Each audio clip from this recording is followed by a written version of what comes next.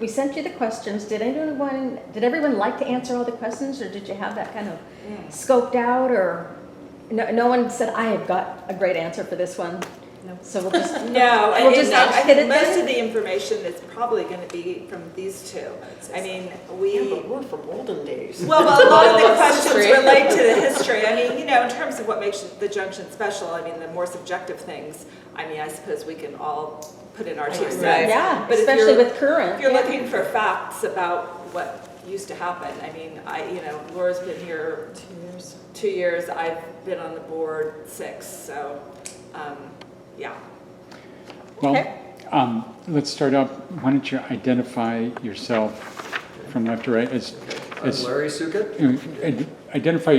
Say your name and what your role with Arts West is. I was president of the board when I was president of the board before we started on the building and during the construction, and helped negotiate the contract for getting the building. But some of those minor details like contracts and things are completely out of my mind. I have no idea at this point. What years are we talking about 80, for you? 90, 98, 97, 98, 99 through, and the building was built in 2000. Well, finished in November of 1999. Yeah. I'm Edie Neeson. I was the executive director at the time. And now are, Retired. And Sometime Arts West volunteer. And volunteer extraordinaire. Yeah. great. Katie? I'm Katie Kosh. I'm the board president right now. And I'm Laura Lee, and I'm the current managing director. Okay. These questions are phrased as if we're talking to an individual, not a group, but please chime in however. And they're phrased as if it's one person owning a building. Arts West is an organization owning a building. But who can tell, how did you come to own your own building? I know that's part and parcel of telling the history of your building. I think part of that is telling the history of the organization. Like you said, Edie, 1982, Totem Theater was founded. Maybe you could take it from there to Cultural Society, to Arts West, and the building itself. Arts West began as a theater organization called West Seattle Totem Theater. The name was merely a function of a totem pole being a kind of a signature for West Seattle. It didn't have a Native American reference. That group started out their plays in the basement of Admiral Congregational Church for 1 year. The 2 plays that we did in the first year were Artichoke by Joanna Glass, who's a Canadian playwright. And the second one was a not very well-known play by Neil Simon called God's Favorite, which is the story of Job updated to modern times. We also did a Halloween show at South Seattle College called Monster Soup that was just kind of a light comedy. But the drama teacher from South Seattle College came to performances of Artichoke and God's Favorite and was pretty impressed. She taught several theater classes and did 1 production a year, but she really didn't have a foundation of support people. So she went to the president of the college, Jerry Brocky, and pitched the idea of this new theater group becoming theater in residence at the college. So we were there for 11 years, running a season of 4 to 5 plays a year in a 99-seat converted lecture hall, the only lecture hall on campus, but it was outfitted with sound system, lighting system, so on.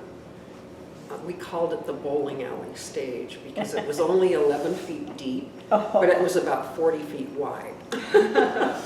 Actually had dressing rooms backstage. But the college needed to take back that space because they were starting to have classes that were four-year college level that they had done a collaboration with Washington State University, so they needed that space. So the last play that we did there was a musical called I Do, I Do. I believe Connie Court was one of the, well, there's only two people in it, so she was the wife. And, you know, we had to make a decision. Are we going to be what Karen Kinch, the founder, called Gypsy Theater? And what was the likelihood we could get a found space that we could occupy for a long time, like the college had given us? Not very likely. So she was insistent that we stop doing productions. By then, the other organization that formed and became a part of Arts West was started by Boyd Swanson. He was retired. He had been in the early days of the Oregon Shakespeare Festival in Ashland, both on stage and behind stage. And he said, you know, if this theater really wants to have a presence, they need their own building. But in the meantime, he had convinced the Martin Smith Real Estate Company at Jefferson Square that Arts West could occupy their vacant space with art exhibits. So that was the very first effort arts-wise. We had a gallery where the exhibitions rotated once a month. The shows were juried. Often we deliberately picked artists in West Seattle to exhibit. We also did several years worth of studio tours of West Seattle artists' studios and homes. We then began a classical music concert series that Jane Hardy was the artistic director for. We performed the concerts in local churches and also at West Seattle High School Auditorium. The gamelan music that we did was performed there. The blues concert that we did was at West Seattle High School. So although all we had was a small space in Jefferson Square for an office, we were doing programs in the community. At the time, there were several bookstores in this junction. Square One Books in Jefferson Square, Bonvecchio's Books, where the real estate office is across the street. The Old Actors Used Bookstore, which was run by John Gilbert, a well-known Seattle actor. So my role as executive director, by that time the board had given me that title, partly because it needed to be very official looking on grant applications. Most of my work was outreach and forming collaborations with other groups where we could really shine the arts in West Seattle. We didn't have the responsibility of owning a building. We moved 3 times in Jefferson Square, and each time it was to bigger space. So,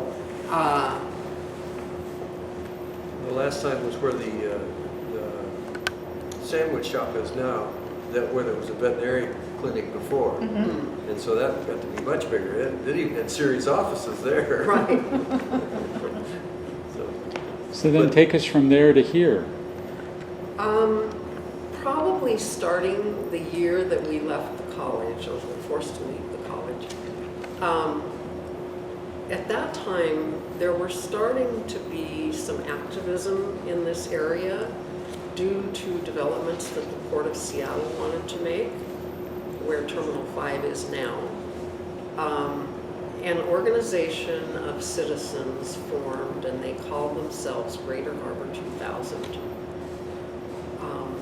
We had several people represented in that organization. the thought was that the port would need to give the community mitigation funds for invading our space, so to speak. And Karen Kinch and her husband Jim became very active in that organization. We had already been thinking about getting our own space. Boyd Swanson never let us forget that. So we started looking at spaces in West Seattle. We definitely wanted to remain a West Seattle-based organization. So in the course of 3 years, we probably looked at least 15 spaces. Everything from Esau Carpet Company to Cooper School, which is now Youngstown Cultural Arts Center. At one time, we even considered, although I never considered it seriously, the Showboat Theater, which was anchored in Lake Union, which was owned by the University of Washington. So, But one of the things that happened during that period was that we did a study and as to what we could support in terms of an organization. And I think the Kinches were after something like a theater that had 350 seats and multiple classrooms and multiple offices and a very, very big facility.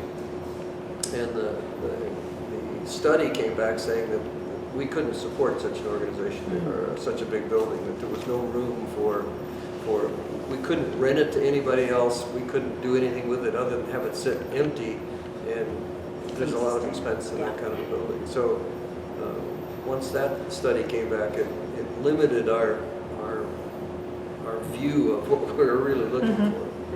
And that's when we came to this building. And I guess I don't remember how we even found this building.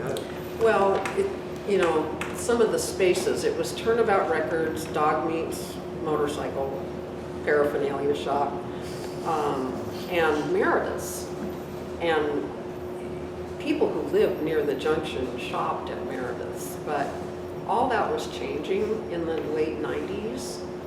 So we didn't realize they were having trouble, but Larry recalls it actually was the ownership of the Dog Meats Motorcycle Paraphernalia Shop that kind of tipped the hand. He died of cancer, and at that point, the building basically became really available. So that was. So who owned those 3 slots? Was it the same owner? The owner of Dog Meats? Well, of the building. Dog Meats was just that corner over there, just a narrow strip, Right. where he had motorcycle paraphernalia and a few other paraphernalias. But it was, my understanding was that he was a real character of the city itself.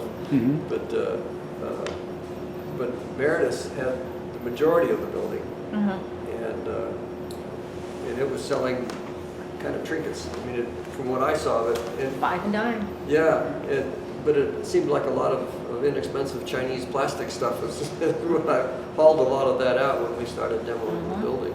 But my recollection is shallow of how we actually got noticed that this part of the building was available, and how we contacted the owners and how we moved from that. But once we got in, we looked around, and Terry Williams was the architect. And at that point, Terry was kind of an unknown to me. All of a sudden, this guy shows up with some sketches saying that, yeah, this would fit and this would work. And he apparently had been talking to the Kinches about, you needed some room for green rooms and for dressing rooms and things like that. So he had pretty well sketched out a workable plan. And he laid it on the table. And for one time, I worked as an architectural for a home builder. And so I recognized that he'd done a wonderful job, a whole lot better than anybody just off the street could do. So when we finally got into a position to talk to the owners of the building, I took that sketch and the sketches that he'd made down to them and talked to them. And it was an appointment with just a single person at a law office down in downtown Seattle. From Johnson Johnson Family Johnson. LLC? Well, we didn't find out the Johnson Family LLC until later. It was just Mr. Johnson, and I don't remember his first name. But an elderly gentleman came in and sat down. And I don't mean elderly. I'm, my age, old, right? So he came in and sat down, and we started talking, and I laid out what we had in mind and showed him the plans. But the big thing was, I said that this organization needed some room to negotiate first. So we needed a 6-month, either a no rent or a very low rent agreement, so that we could do some studies to decide if the space would really work for us, and if we had enough base in the community to get it going. And so he nodded his head through a lot of this and said, "Excuse me for just a second," and he got up and left. So I'm sitting there by myself wondering what's going on. And a couple minutes later, another guy comes in. He says, "I'm Mr. Johnson," and sits down and asks me a few questions. And it took me a while to figure out, I went through the whole thing again. And then at the end of it, I said, "Well, I'm confused. What's the relationship with you?" He says, "Well, I'm the current head of the Johnson Family LLC, that all these properties were owned by Grandpa, and the other guy was my father. And so I need to take this proposal back to the LLC family and see if we can make it work." But one of the big things that we sold him on, or that I emphasized, I should say, was that a theater brings an awful lot of people at night on the streets. That means restaurants will start working. That means other people will become familiar with the area, and drags the whole chain of things up. Yeah. So you have this upwelling of good feelings, and so a short time later, they called back and said, "Yeah, okay, we'll go with the deal." And the part that really concerns me a lot is that I don't remember any letters, anything being signed. I don't remember. I mean, We're on title though, don't worry. We've looked at that. Yeah, it's recorded. He must have signed You something. did something right. Somebody had to do something, but it wasn't me. And that's what I've often wondered about it. I don't know. Because it wasn't me either. And I don't know how we got keys to the place. I don't think there was a real estate agent involved. And when I went in and told them to begin with, I said, we're not going to haggle the price with you because we need to have some room to negotiate this whole thing and make it work.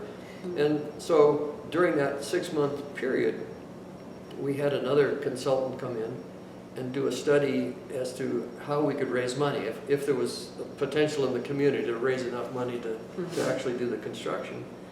And he got a list of potential backers from somebody, and again, I don't know. Oh, in his business, Yeah. he would have a list like that. But he In went the community. to Michael Oldhadov, and Michael and Marjorie said, and again, I don't know if this was his idea or the Oldhadov's idea, but they said that they would do a challenge grant, and it was $125,000.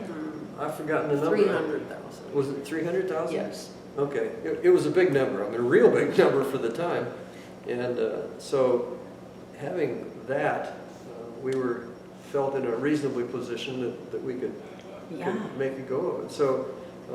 Well, and didn't Martha Konsgaard and Michael chair the campaign They did. to raise money? They did. They co-chaired it, right? So Yeah. the first one that this consultant approached, though, was Was Michael. Mike and Margie. Yeah. And the fellow that introduced them to Arts West was John Franco, and his name is above that stage entrance. He was a neighbor. He's passed away since, but so we had John Franco to thank for that connection.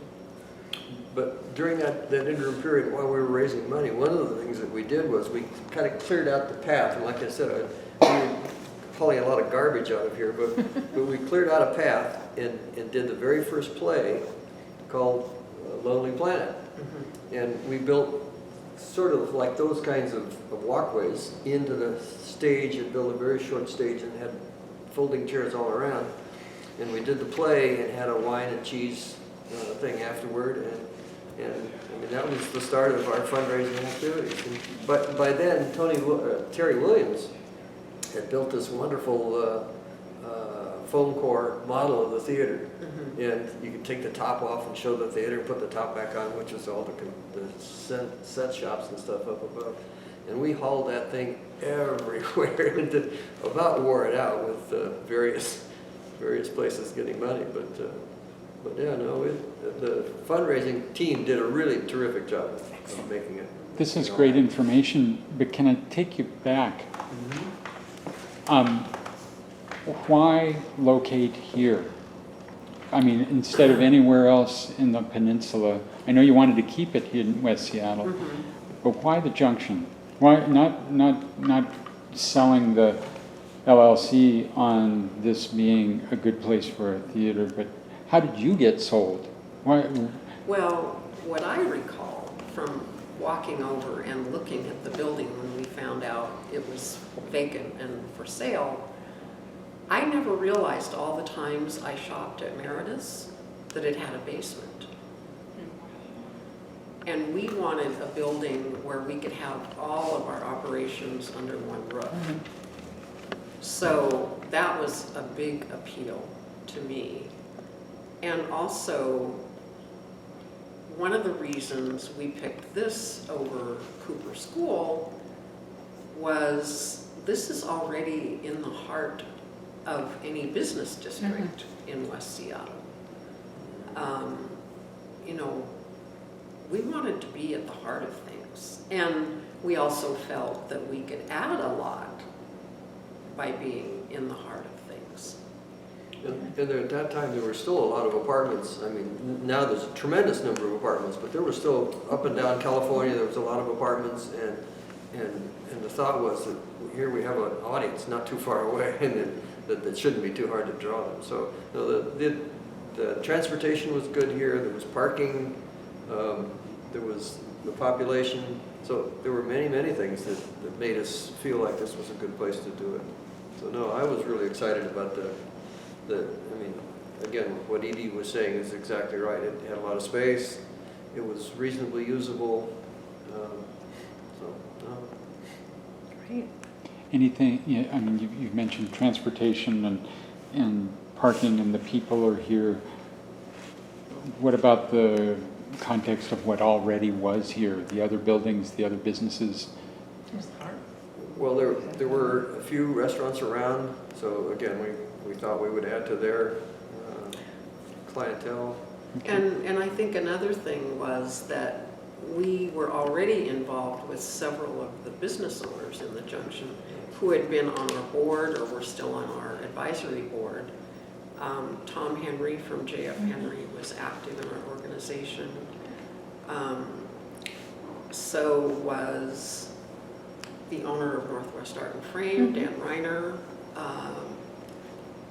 So Boyd Swanson was masterful at making connections with people. He could sell icicles at the South.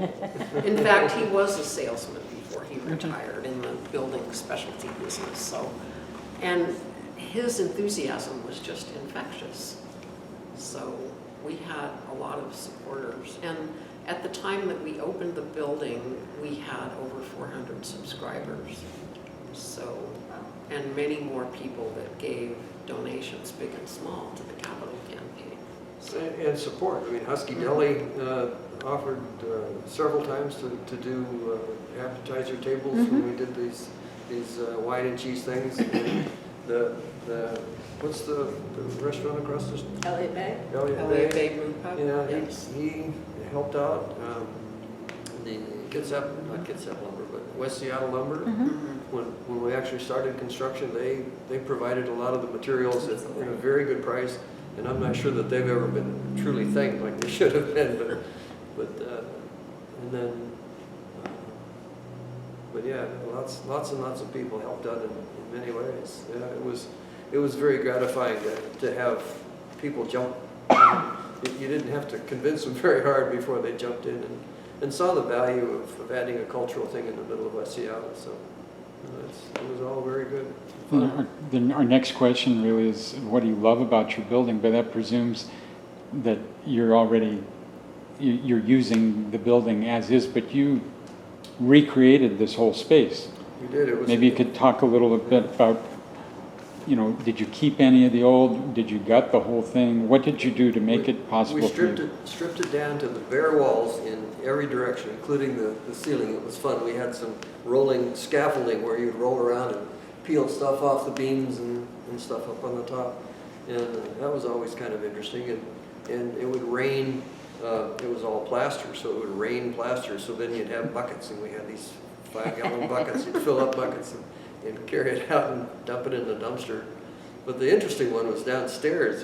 We had the same thing downstairs, and so we were using these 5-gallon buckets, and they had a little conveyor that would haul them up to the street, so you didn't have to haul them up the steps. But no, it was fun. But during that period, it was interesting. Every now and then, I would be out in the alley dumping one of these buckets, and people would walk by. But this one occasion, this little old lady walked by and said, "I sure wish we could buy underwear in the Junction again." So I've often said we need to frame a couple of pairs of panties and put them on a wall and say, for sale, so that they could. It must have been after Penny's closed. So why, for president, were you carrying out debris? Were you on the demolition team? I was. There were just 3 of us, or 3 or 4. Well, maybe I only remember a couple, 3, but there were more than that helped. But wow. Just to save on costs. My sweet wife and I rehab houses, and so I've been in construction almost my entire life. So no, it was something that it's going to cost a lot of money to carry all that stuff out. There's a lot of manpower, a lot of time and trouble to tear things down. But and that was one thing I loved, demolition. I mean, it's fun beating things up. So no, I had a great time. You were telling me a story about doing that demolition, what you discovered, how thin some things were, and you had 3 different stores, and so you had to take the walls down in between them? Yeah, well, I mean, if you look at the construction of the building, there's no problem with any interior walls being load bearing. So we'd already checked that part out. So we could take the whole thing down. But a couple of the concerns were, Pogies next door is a bar, has lots of bar noise, and so there was some concern about that. So one of the things that Terry, as the architect, did was design the hallway on that side with lots of insulation on those 2 walls to help mitigate that. But on this wall over here, it's fairly close to the drugstore. And when we peeled all the inside stuff off of that, there's just tile. There's a red tile there. And there are some places where you can see through the tile to see into the drugstore on the other side. So that was Morton's Rexall drugs. Yeah, at that point. So we had a fair amount of concern to get that covered back up again before it fell down. So, and that was one of the problems we had during the refurb of the building, was we had to choose a contractor. And we had a couple of major limitations in that we couldn't block off the space in front because that's all parking. We couldn't do much in the back, but we had room enough for a single dumpster back there. But that kind of had to be the staging area. So after we got everything out, then that was the only place that the construction company had to stage stuff. They did use a small bit of the parking lot, I think, from time to time, but a very small bit. But anyway, when we were choosing the construction companies, we put out for 3 bids, and 2 of them came back. One of them said they didn't want to bid at all. Another one came back and said because we'd started the demolition, they were afraid to do anything inside the building, which was of concern to us. And then finally the Unimark, which was the builder that we'd liked to begin with because they had done some construction on the university. And we were hoping that they would come back with a good bid, and they came back with a bid that was really good, and they were a great company to work with, absolutely wonderful. I mean, they did everything, and in fact, one of the job bosses was so excited about the building, he started acting in a couple of the plays. So Dan Randall. Yeah. Interesting guy as well. And we were fortunate, we had a loan executive from Boeing that helped oversee all the construction. We had probably about 10 people serving on what we call the facilities committee that met every week. The architect, the construction company, other architectural work that was done.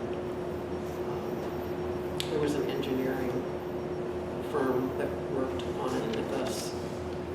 So, What were the conversations at the time about the design of the building within the context of the junction? What did you want this to look like, feel like in this context? well, by this time, we were a multi-arts organization.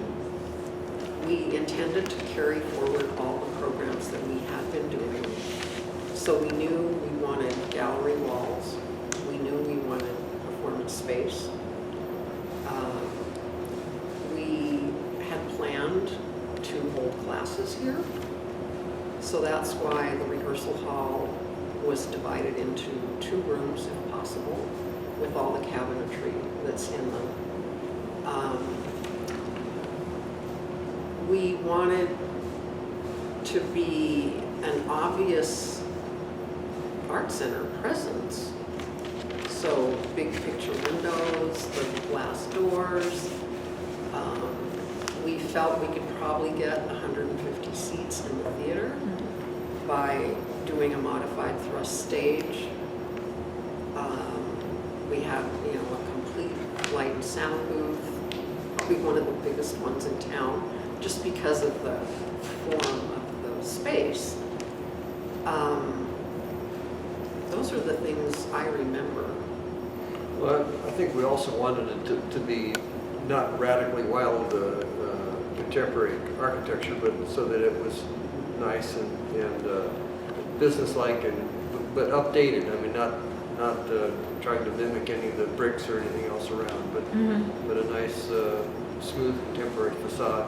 That's where all the stucco outside business came from. But during that same period, I guess I wasn't sure exactly how that got started, but I think Michael O'Hara or somebody suggested that we upgrade the logo. In the early ones, in fact, on the shirts over there's some of the old Arts West, the AW kind of artsy looking. Well, I mean, I was an engineer, so that looked kind of artsy to me, so it was all right with me. but they wanted a nice square, modern looking one, so we adopted that to change the image to be a little more modern. But What year was the grand opening of this place?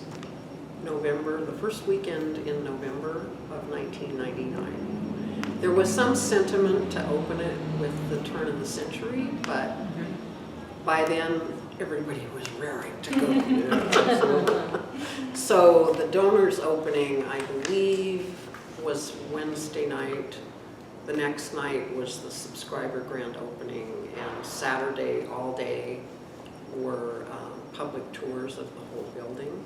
So we trained an awful lot of volunteers who all had maroon shirts with the new logo on it.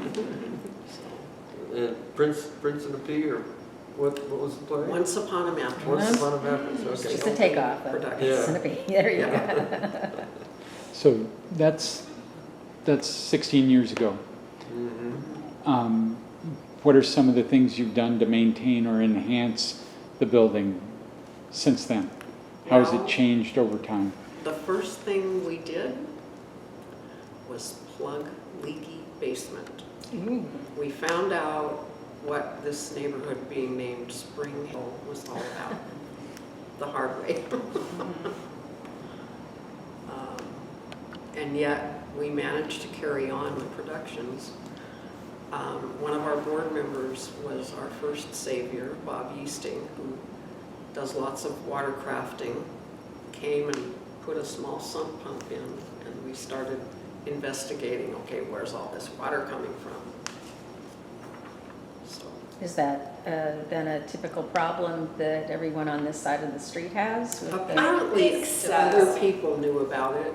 well, you hear about it, but Bruce Donnelly, who is an architect in town who was on our board, said that this used to be like a sawmill or something around this area, and so there's a lot of sawdust from still, and it's kind of like a peat bog, and so it acts, when it rains a lot, it kind of turns into a big sponge, and once the sponge gets saturated, it just kind of stays there.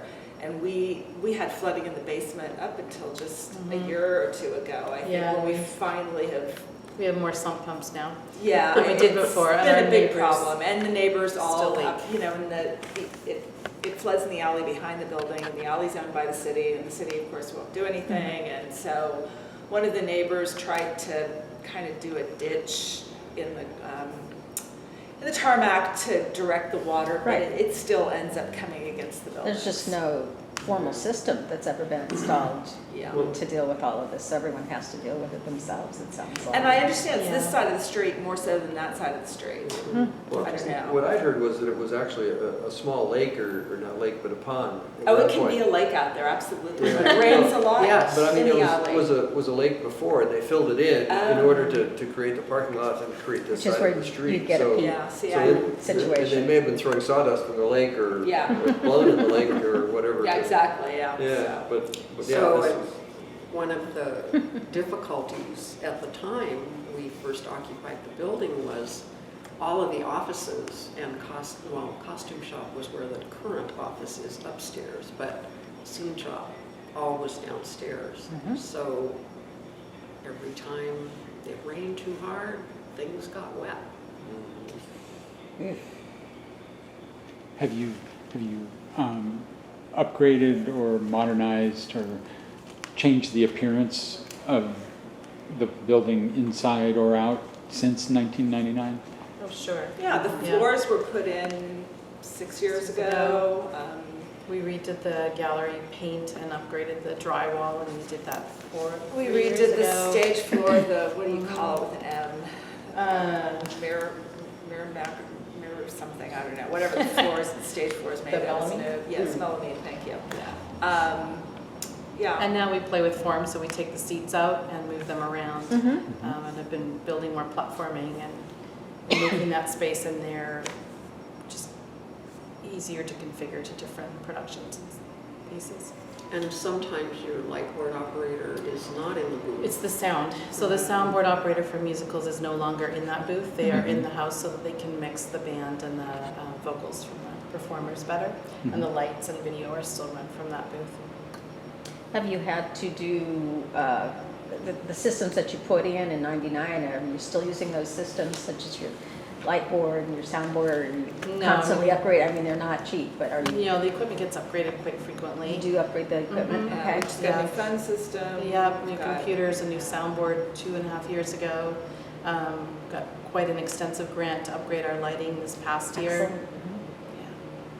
I mean, one thing that we did have, and I don't know how far back this dates, but across the street, my understanding was the hospital, I guess. Original And in the hospital. basement was the morgue. And we were given part of that space to use free of rent for storage. And that was really useful for a long time because we had all of our props and set pieces and things that we didn't want to throw out stored over there. And then when we found out that the building had been sold, we had to scramble and find alternate storage, and we're now paying for it, so. But, you know, and I was like you, I didn't realize all these buildings had basements. I thought that was kind of unusual, and apparently a lot of them do. Oh, So I yeah. talked to a lot of the people trying to see if we could use their basement space. There's some very interesting and scary places. It was pretty cool down there. They had these huge sliding metal doors that would, that I guess from when it was a morgue, that would just kind of roll across and slam shut. I mean, it was kind of neat, yeah. Ooh. We could have started the West Seattle Underground tour. Yeah, we may have one of them still. I know Chris wanted to take Sliding 3 doors. of them. They were big Oh, the steel doors. doors. Oh, yeah, They you were gotta so use it. unusual It's a looking great that prop. he wanted to have them, but I don't think he got all of them. When did the marquee go in?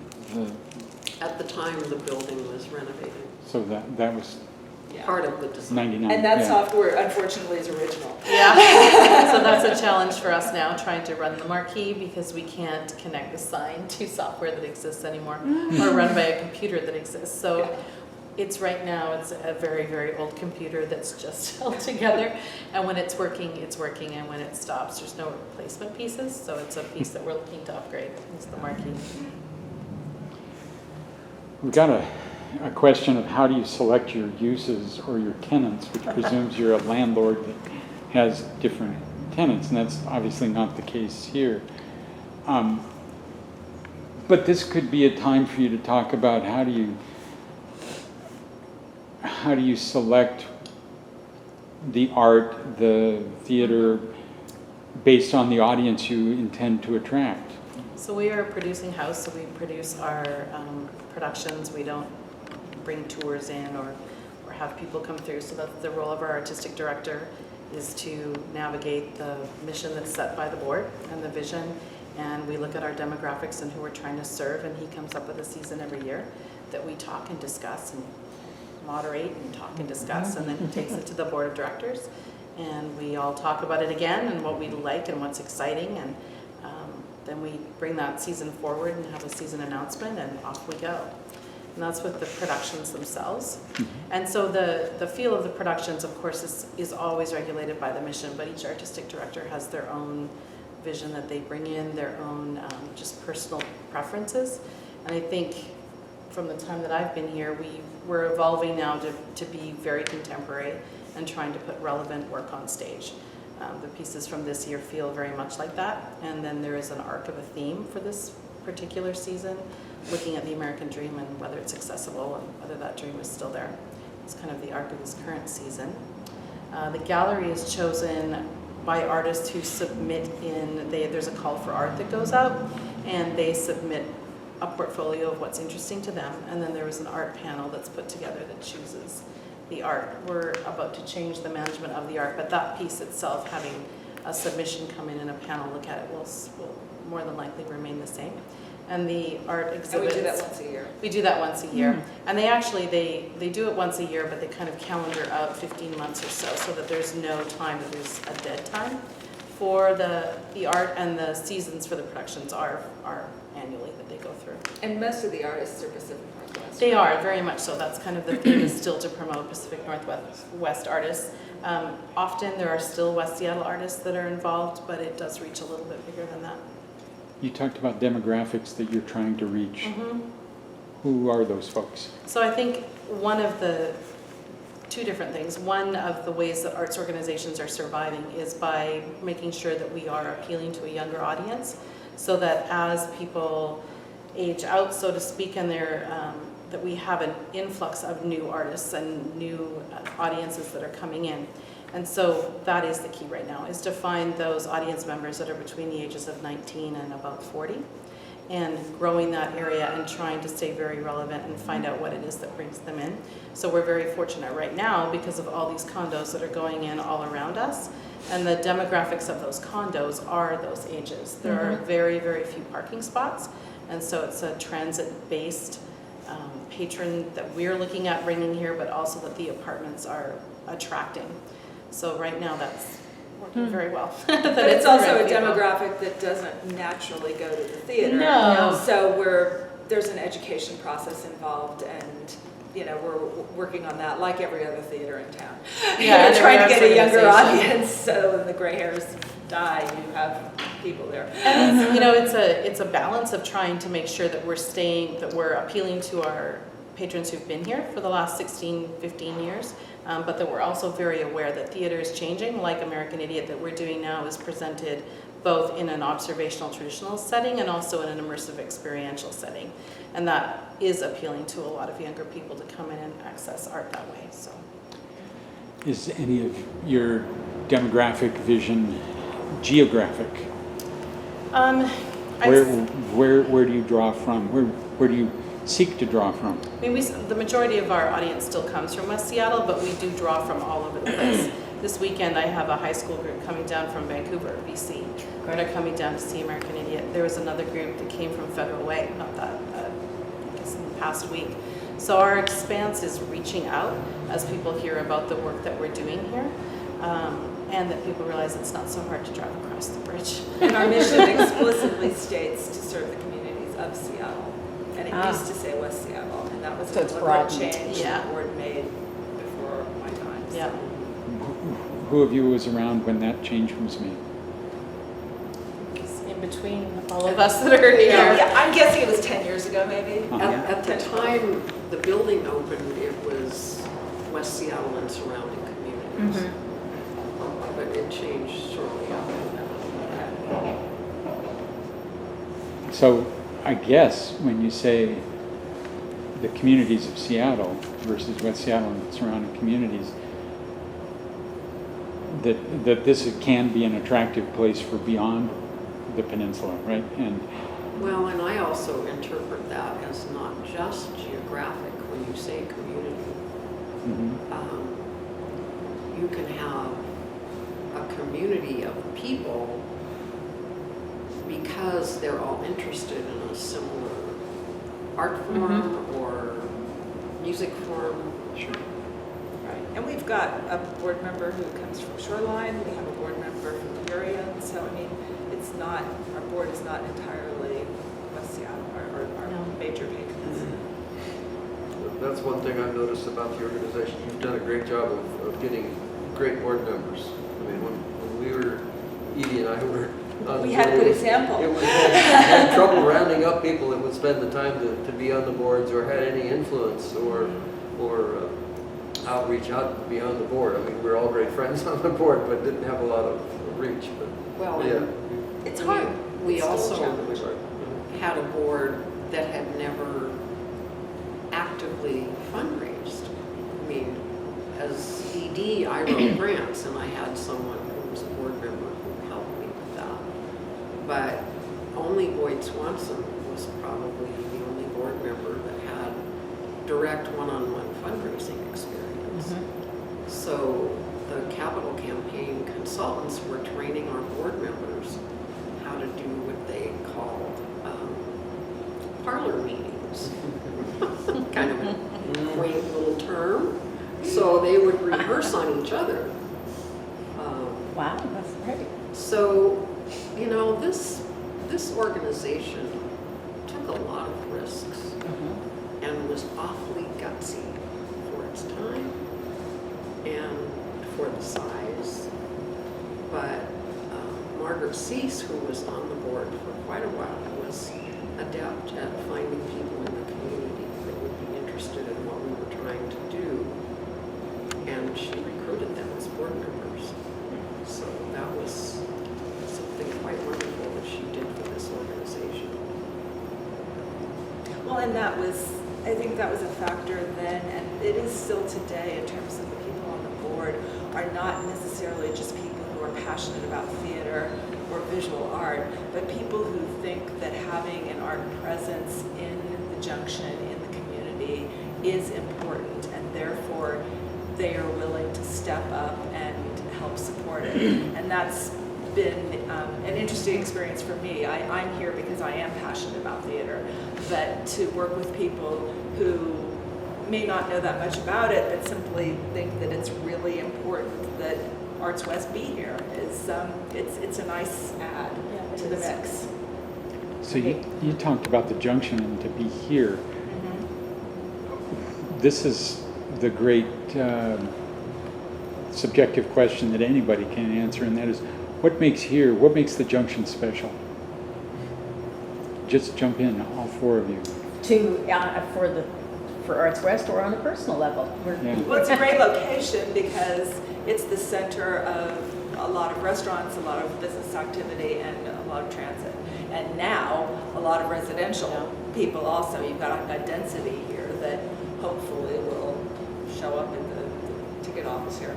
And I also like that it feels very much like a neighborhood. So when I go out to go somewhere to eat, I pass other business owners that I work with or patrons. It's very, very rare do I go outside of here and not run into somebody that comes to the theater or has been coming to the theater or came through the gallery or that we work with. So I think that kind of small town without being super small town feel is really nice. It's a friendly place to be. It's not pretentious. And I think that because people are coming here to eat and to shop, that it just feels very vibrant when you go out the door.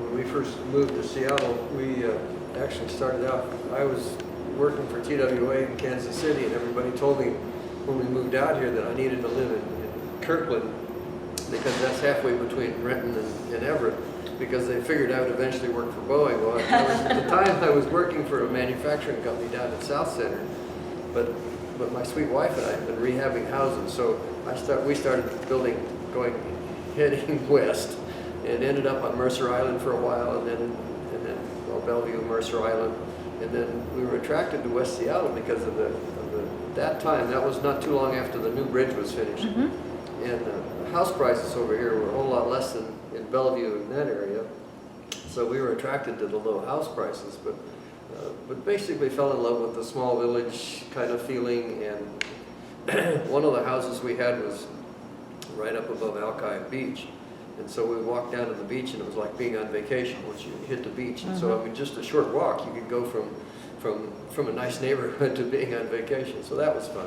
So no, we've really enjoyed the small town feel of West Seattle, and have been pleased with the growth that's changed now, the urban center part of it, and how that's not really destroyed that small town feeling, but it's enhanced it by increasing the population density. So the urban village component that Yeah, came in, yeah. 20 years ago, that's worked very well for X West.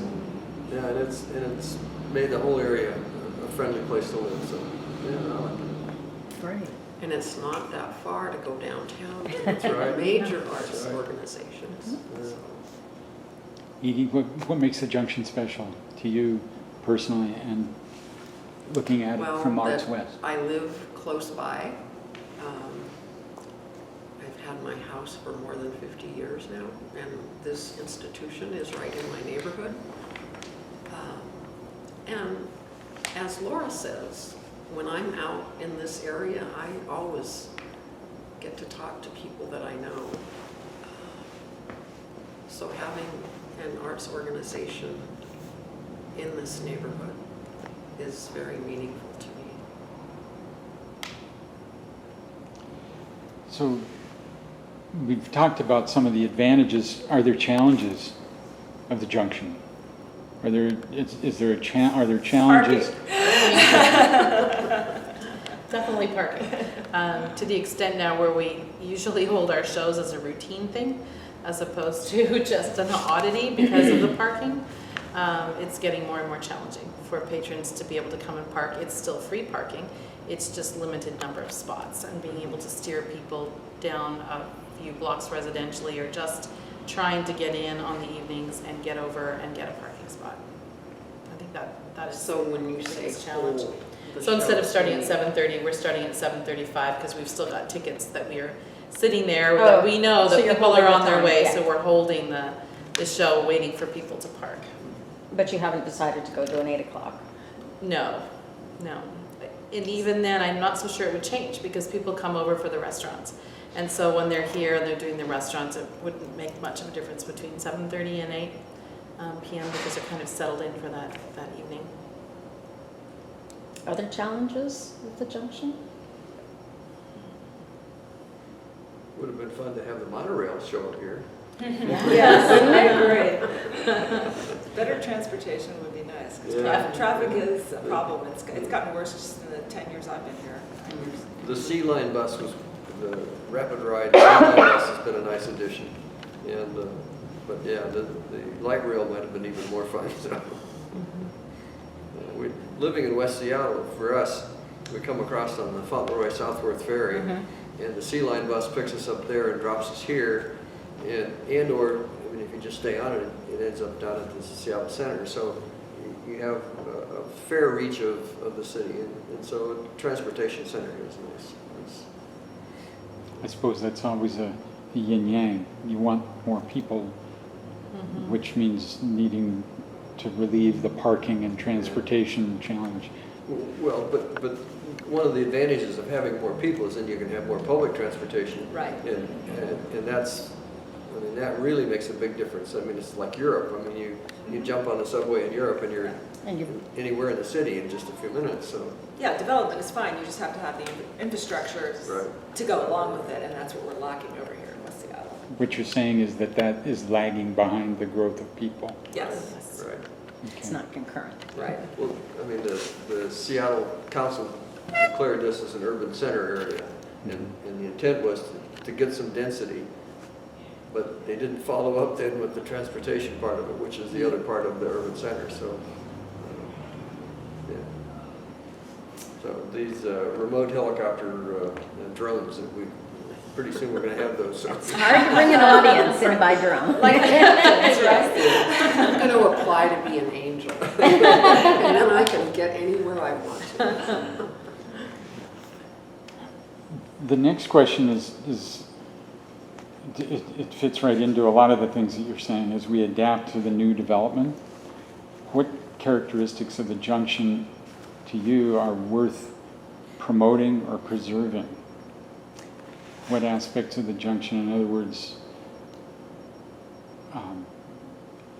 as the growth is coming, what do we need to tell the outside world? What do we need to preserve in the junction to keep it special, as you've said? Keep it the heart. Keep it all of the things that you've said. So are worth promoting to the outside world, or worth promoting to the people in the community? It's kind of or- both. Yes, the answer is yes. Okay. Yeah.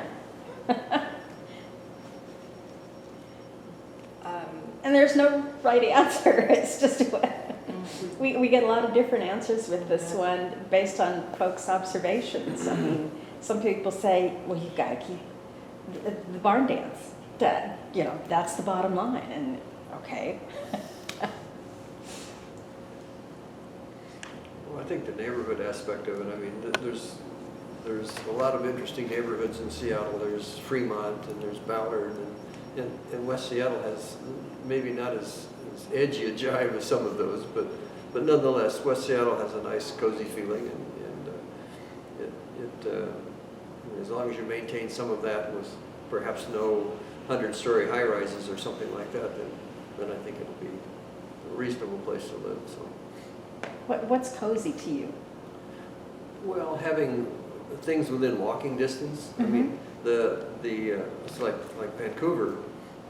You go out at night in Vancouver and everybody's on the street walking someplace. I mean, and we've lost that in America, but that you see a little bit of it here in West Seattle. I mean, we have had subscriptions to Arts West for years and years and years, but we dropped it this year because the other couple that we were dragging over from Bellevue to join us decided they had other problems and they couldn't do it. So we dropped this year's subscription, but we need to start it back up again.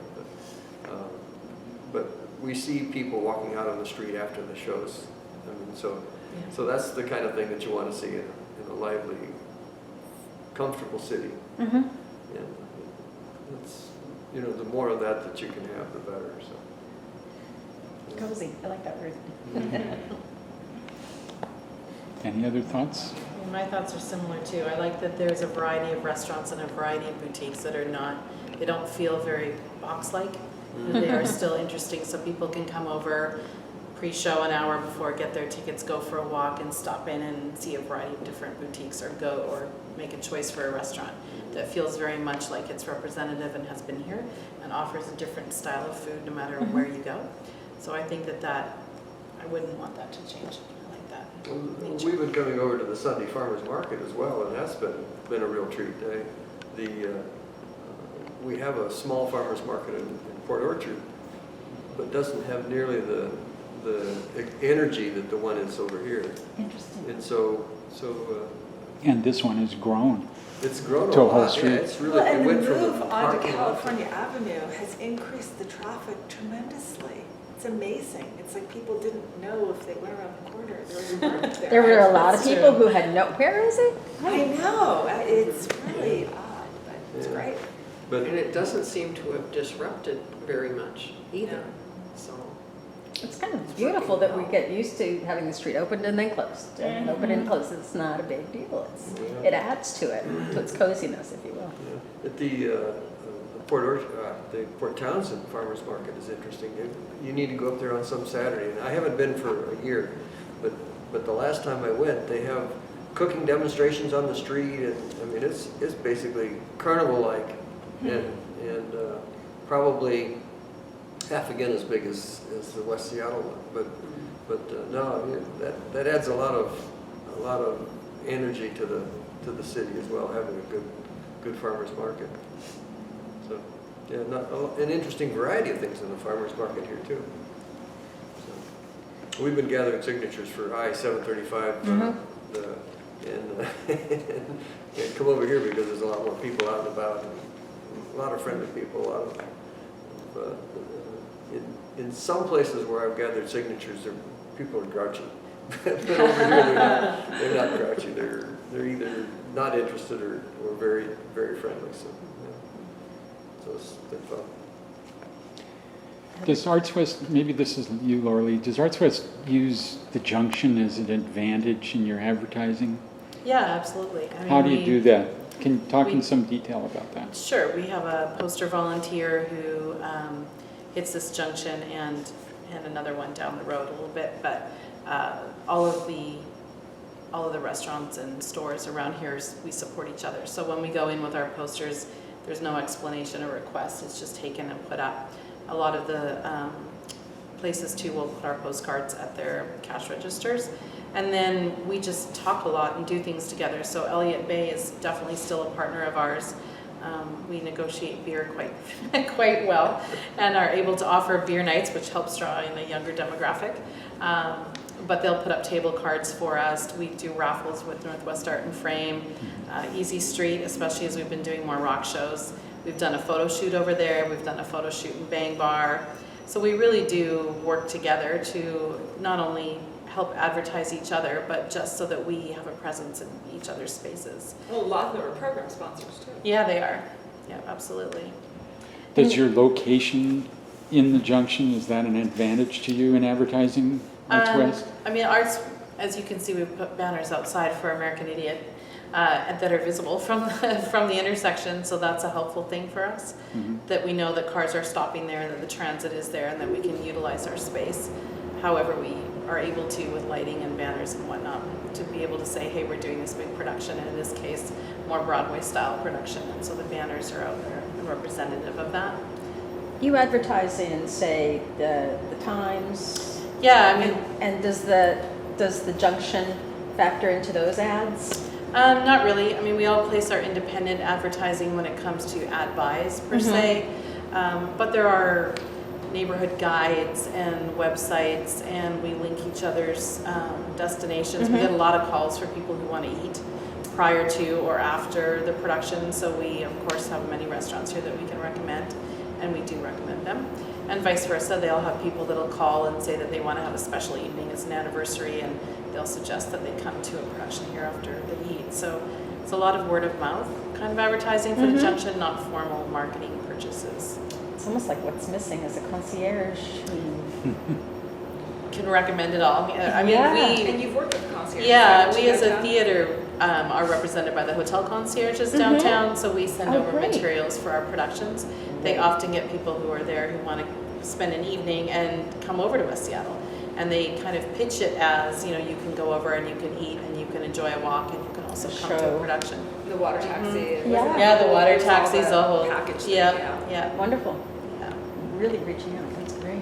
Do you use the words "the junction" when you talk about Yes. Arts West? Quite frequently. Or just For is it just like location? West Seattle. Well, we say West Seattle, but we'll also say the California Junction or the junction of California and Alaska. For people who are here, but also people who are driving over, they're not used to those terms. You know, you can't really find them on the map. But when we give the crossroads and say that's the junction, then they soon learn, oh, that means I can come over here. They also reference the intersection that changes differently, where you can walk diagonally. That seems to be a key The bar component dance of one, that's yeah. where we are, that intersection. You go where it's screwy. Yeah, that and Easy Street, because The walk always. Easy Street's been a store that's been here for so very, very long. especially with our younger demographics, they Yeah, know the that's Easy Street. it. Do you know the story about the sign at Easy Street? No. When we were tearing this building down, that was actually the street, the sign that was over Meredith's. Really? And it came down, and he came down and said, hey, I want to buy it. Oh, wow. And I said, okay, and we settled on a price. And so then I said, you know, come up with the money and I'll give you the sign. And it took a long, long time to come up with the money. and then he put it down there, but he cut it, and it was this way, and he's done it Uh-huh. 90 degrees. But that was the sign that was here for a long time. That's Oh, that's great. cool. Yeah. What other treasures do you have in that basement? You talk about the walk all ways. Yeah. The junction is one of only 2 places in Seattle Yeah. where that is the case. You know where the other Is one that is. right? obviously. It's at Well, Pioneer Square. Pike Market. It's Pike Place Market. I've always thought it was a really odd place to have a walk-always here because it doesn't seem that busy. The places where I've seen them in San Francisco are like busy intersections where you can never turn if you don't have, you know, pedestrians parked on the sidewalk. Let's see. I think the answer is easy on this, but gotta ask it anyway. Do you own buildings elsewhere? Probably West does not. not. We lease the space, as I said, but we Yeah. do not own anything else. For your prop storage, Yeah. scenic storage. Yeah. Do you, well, I mean, And core- we need more space. We do. That's another problem, is that we're at capacity and Mhm. our offices are just, people are crammed on top of one another. Mhm. So that's gonna be another challenge. Well, a corollary to that, are you looking at other locations to be a storefront to the public besides here? Not. Are you able to build out if you wanted to? I imagine we have the right. You certainly do, could build up, and that's something that with the initial construction, and the basement and the foundation and all of that, that would be an interesting topic, because that's what kind of the whole idea of the urban villages is, to keep what you've got and add to it, potentially. Right? It's such a wonderful space that you've got. It's got to be hard to think about shifting offices somewhere down the street. Yeah. Location. The last question yeah. that you've already covered, how's the redevelopment of the junction affecting you? You've said in very many positive ways, and Yeah. then the challenges of parking and It's been good for us. We have Transportation. free tickets for the first time you come in the welcome baskets of the condominiums that are close by. Mhm. And we've had some people come over and use them, and that's been exciting. Excellent. And they've advertised on the front of their spaces as they're renting. There's photos of Arts West. So they've used that as kind of one of their draws, trying to get their tenants to come in, is talking about the junction. Mm-hmm. So we're excited to have that reciprocal kind of agreement with all of those new places. But it's also a concern with, again, the parking, Parking. and the traffic, you know, because it could be, people may start resisting wanting to cross the bridge if it just gets too much, because we do have people who can't across the bridge right now. And do you, with the parking and the trustees, parking lots, the 3 parking lots that are, 4 parking lots that are owned by the trustees, that's something that you're... Owned by the trustees of, I'm not familiar. West Seattle trustee to properties, they own the parking lots. Yeah, I didn't know that. Okay. So the parking lots, they're there, and over there, they're owned by a group of, some of them are actually property owners within the junction, and they have those are just undeveloped properties, and they've maintained them as parking for all these years and created it as parking, tore down buildings, etc. But it's not their highest and best use, so there's always that kind of pull. And I didn't know how much knowledge or contact you had with them about what you need. Well, yeah. No, I mean, they're managed by Diamond Parking, and that's the go-between for us when we're Mhm. trying to figure out if there's a way that we can extend the 3 hours during a certain production, Mhm. or they're not open to many of those Yeah, adjustments man, they're at all. like 3 hours in it. Yeah. But as Diamond as your contact, he Yeah, doesn't. yeah. Okay, interesting. Okay. Anything else about the junction that we haven't squeezed out of you yet?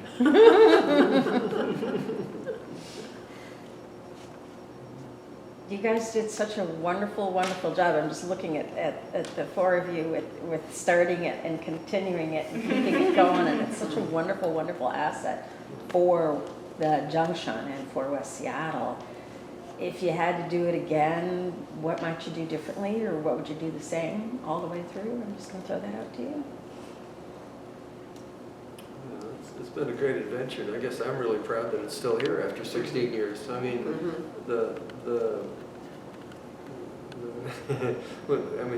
it's grown a lot. I mean, Arts West as an organization has grown a lot through the years, but there have been many junctures where it looked like it was going to go off a cliff at any second, and yet it's still hanging in there. And so I'm really proud of you guys for keeping it going, and I mean, I hear a lot of good things about it. So. Well, and as Edie said, I think they took a real risk to bring the organizations together and to actually purchase a building. There are a number of theater groups in town that don't own a building. It's And huge, yeah. while everyone kind of looks at us with envy, you know, which they're the good and the bad, right? Of owning a building, you have to maintain it and the problems. Yeah. But we are lucky that we are not out there trying to lease space and trying to find a place to do our productions and build our sets and moving around. So it's a great asset to have. It was very exhilarating to work with a community that really wanted this. It wouldn't have happened otherwise. So I get jazzed by putting people in touch with resources. So all the years that I was, once in a while I stage managed, but helping provide arts opportunities for people in my neighborhood, I wouldn't change that in a minute. Might have gone to bed earlier.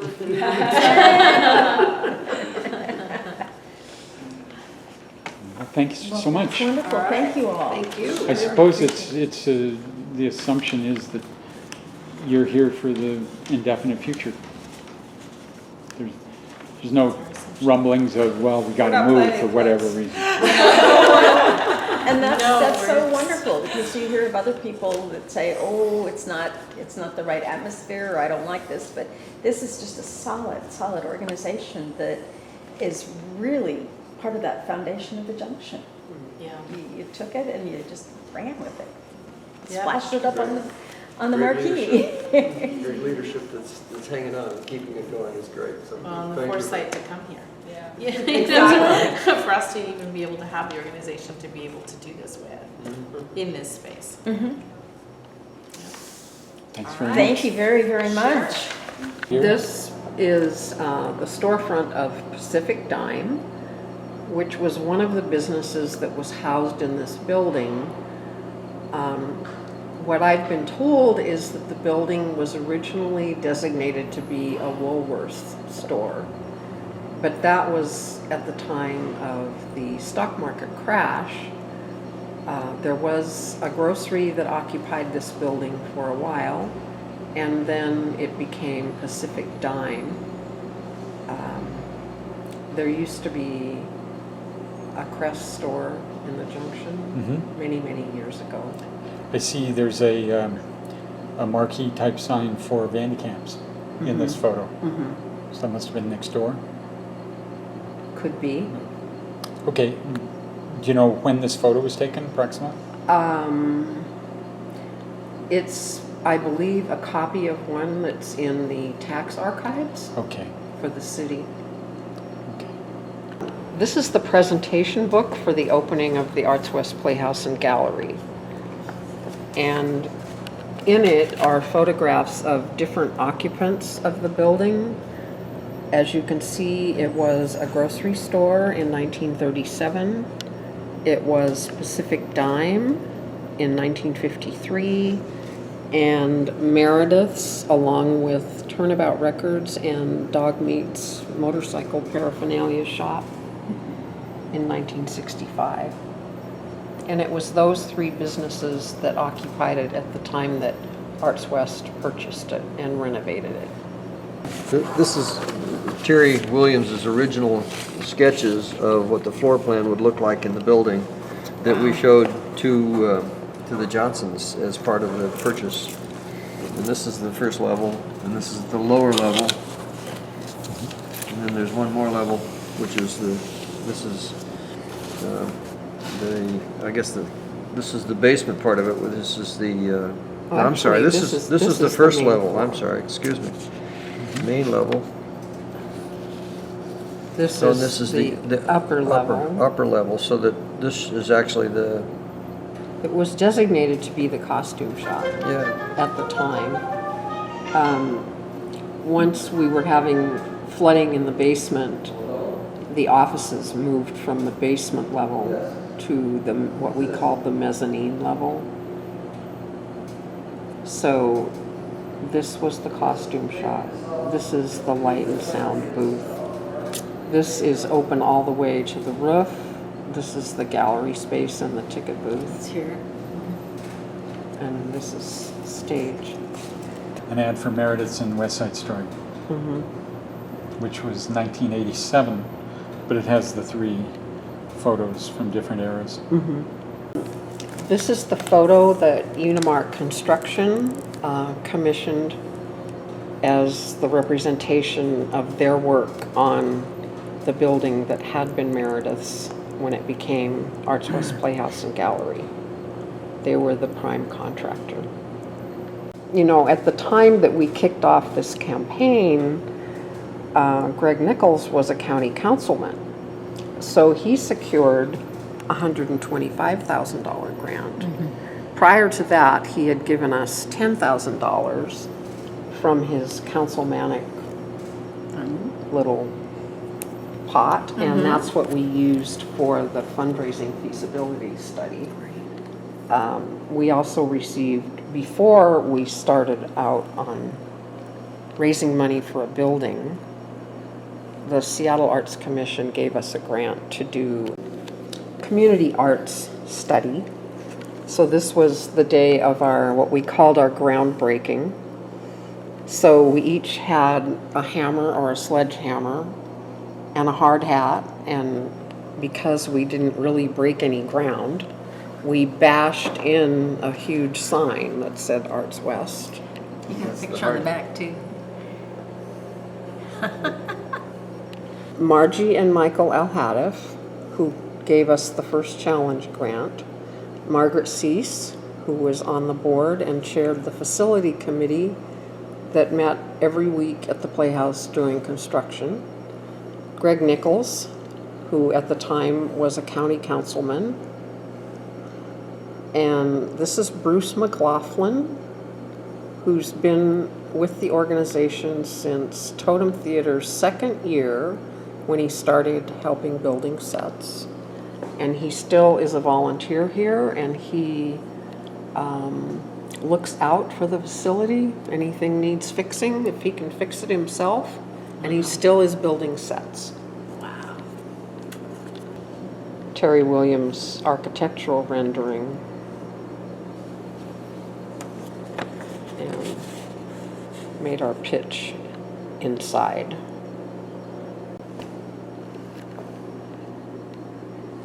So that's you? In the back? Right here? Yes. Yes, that is the back. And I think Turnabout Records and Tapes used to be in the Admiral Junction, and then they moved here, but.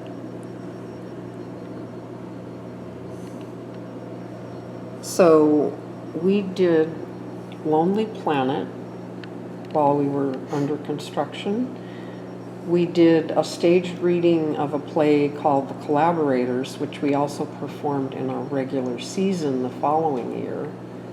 And John Gilbert, who owned the Old Actors Used Bookshop, did a reading of Dickens' Christmas Carol here. So Liam, and I can't think of his last name, was the actor in Lonely Planet, and he's involved in the theater over in Port Orchard. I ran into him a couple of years ago, and I don't know how we even figured that connection out, but what did you say his name is? Liam is his first name, Huh. but I don't know his last name. The first meeting was at their house, At whose house? Jim and Karen Kinch's house. Mm-hmm. They put a notice in the West Seattle Herald that they wanted to form a community theater in West Seattle. I went to that meeting because my daughter had been directed in a high school play by Karen, and I felt that she did an excellent job with those young people, and I knew that she had been involved in theater most of her life. I think she told me once that she started out at age 8. And she met her husband Jim when they were both young, still going to school. She was in a musical called Wildcat that's set in oil drilling time. And there were pistol shots as part of the sound, and he fired the starter pistol. So that's how they met. And he was serving in the Army, so she and her boys were following him wherever he went and doing theater as often as she could. But when the West Seattle Bridge was rammed, it was very difficult to leave West Seattle to rehearse at night with a theater group that was located in Renton or Burien or Edmonds. So she wanted one in her own community, and she started it. So There were other groups, though, as well. there were community theater groups in Burien Little Theater it was called at the time. There was a group in West Seattle, kind of loosely organized, called West Side Players, but they weren't producing on a regular basis, and she wanted something steady. So that's why she embarked on establishing a new theater group. And they chose West Seattle Totem Theater because the totem pole is sited on the street where they lived, Admiral Way. It was the masthead of the West Seattle Herald, the community newspaper, so there it went. She used to make a big point that there's a big difference between community theater and theater in the community, and her point was, that's my sweet wife, the point was that community theater is low level and it's the amateurs, and the theater in the community meant that you had professional or semi-professional people and a much higher standard of performance. So it was, she was the guiding light to make it a really professional organization. From Dog Meats? Dog Meats, yeah. And that was his logo. And if you now that you know what it says, you can read it. It says dog and then meats. So And what was Dog Meats? well, it was a Harley Davidson motorcycle shop that had all kinds of things. And I guess I was never in it. I don't know all the things that he had, but he always wore a leather jacket with the Harley Davidson thing on the back of it, and supposedly was a real character in the neighborhood. But, You brought some other things. Let's do some show and tell. A couple of other things. This is actually, I didn't bring this. This was here. This was Terry Williams' original sketch of the property as to what it would look like. And I mean, he had the sketches of the floor plans, but this was after the I guess more the detail plans, which are. So what became different from this sketch? Well, the logo is much different, but basically, other than that, it's pretty much true to the way it was built. This is Pogie's next door, the bar. Yeah, and that's was the drugstore, Morton's drugstore. Mm-hmm. Yeah, so pretty much it's the same. A couple of the construction things were this uses something called. All of a sudden, its name escapes me. It's a kind of material where you put it on the front of the building, and then you stucco over it. And, Ethos? I'm sorry? Ethos? No, it was a particular brand name, and on the East Coast, they had a lot of problems with people. They had figured out that you could buy a cheaper version of the backing material, and they were putting the cheaper version on and then putting the other stuff on the outside, and it ended up with lots and lots of rotting. So when Terry showed me this, and started talking about the construction, I was very concerned that they used the right materials, that, I mean, they used all three pieces that were required by Yeah. the manufacturer of the outside material, and he assured me they did, so it seems like it's worked okay. And this was a couple of t-shirts that was, I don't even remember the occasion that these were given out, but this was the old logo. And this is That was the logo prior to us starting the capital campaign. right. And then Yeah. during, The original logo was designed by Iris Nichols, who was the first curator of our gallery and did it for probably 10 years. Maybe not quite that yeah, long. And Inga and Suzanne Anderson followed her. And you have a hat? yeah, pretty much, I think we both ended up with hats, so we had to, but the same. But I'm gonna leave them here for the archives here, For posterity. for posterity, yes, exactly. At the time that West Seattle Totem Theater shared in the office that we had in Jefferson Square, for a couple of years we shared that space, and we knew the goings-on in each organization, everybody.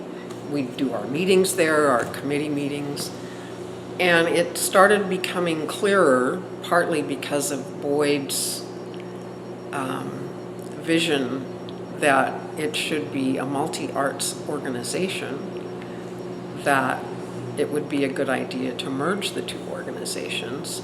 So the board studied that for several months, and we also felt that the organization should have a new name.